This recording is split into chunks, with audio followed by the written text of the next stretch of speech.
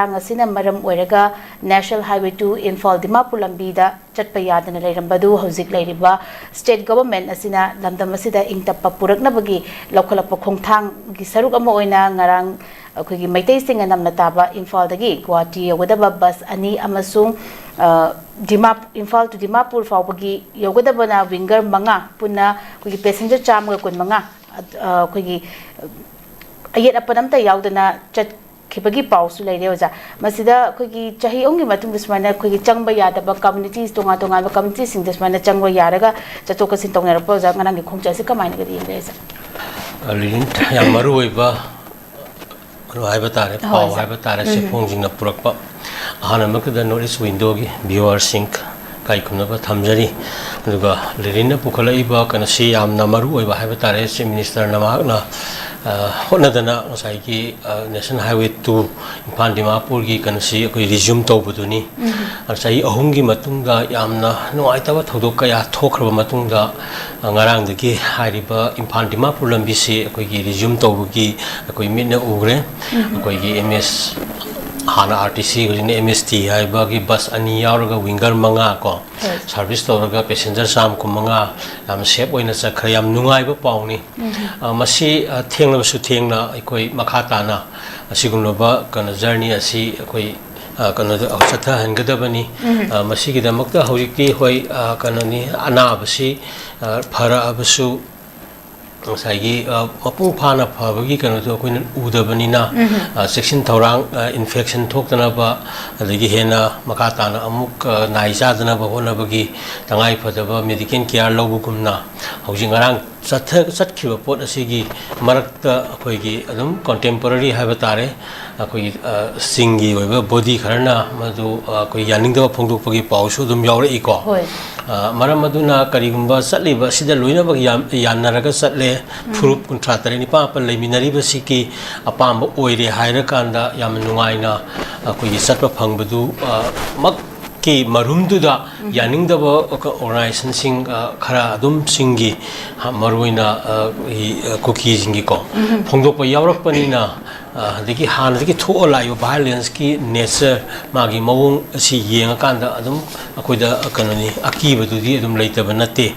maramaduna matang sida asiba nuaitaba thodu makha tana thohandana ba aduki matik kan section thaurang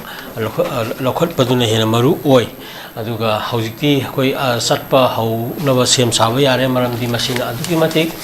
manipur da koi pochai maman tangkhal hanba hojik yam ka hena tanga bani pochai maman se maramaduna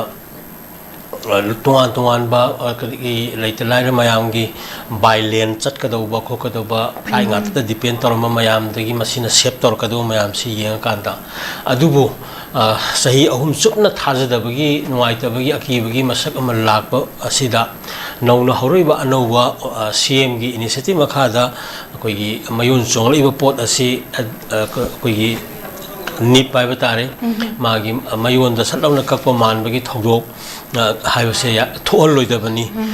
masi adum ngamgadabani maramdi asigumlaba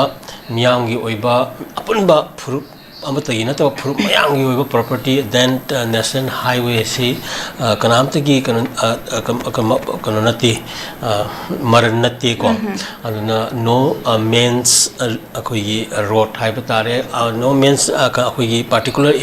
area community gi I mean to budi ngasai gi masidi kanamta na disturbance free oigadabani haibaduni aduna makata na sigumasi akuna thondana ba honagadabani loina na amukasu aina thamningodi haugre aduna aikoina hojik lairiba pot asida akoi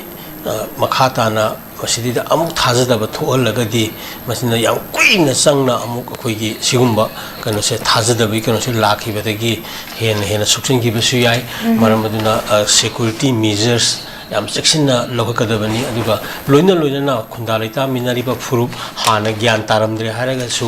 kano gyan tabarom da laiba ne hanya lobu tare ko makhata na sigumba misam miyangi marka sokpa yaba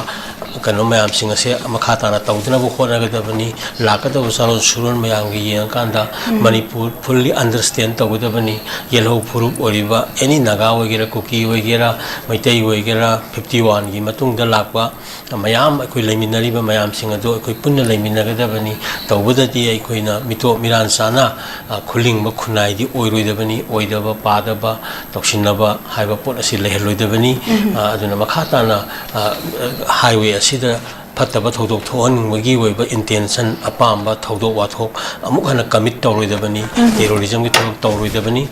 akoi punna tungi surun mya hona minasi haiba wafamsi thamgi ko